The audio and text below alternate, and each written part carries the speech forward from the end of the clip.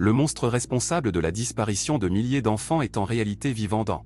Chers lecteurs, préparez-vous à plonger dans les profondeurs sombres et terrifiantes d'une histoire qui vous glacerait le sang.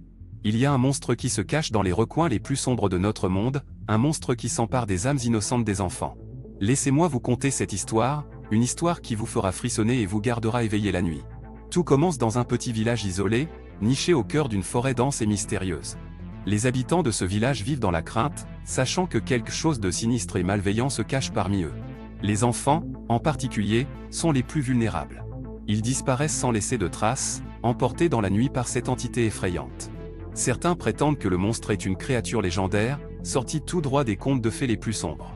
D'autres disent que c'est un esprit malin, venu se venger des péchés commis par les habitants du village.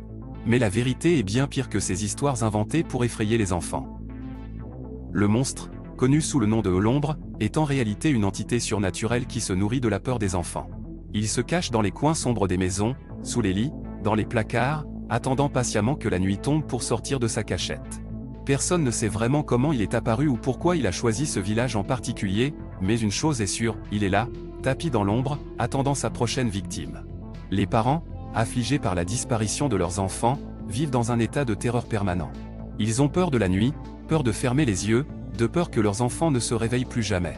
Les rues du village sont désertes, les maisons sont barricadées, et chacun se demande qui sera le prochain à tomber entre les griffes de l'ombre. Les autorités locales ont mené des enquêtes, mais elles se sont toutes soldées par des échecs. Comment attraper une créature qui se déplace dans les ombres, qui ne laisse aucune trace derrière elle? Les parents, désespérés, se sont tournés vers des chasseurs de monstres, des chamans, des prêtres, tous cherchant une solution pour mettre fin à cette terreur. Pendant ce temps, les rumeurs continuent de se propager, exagérant les détails de chaque disparition.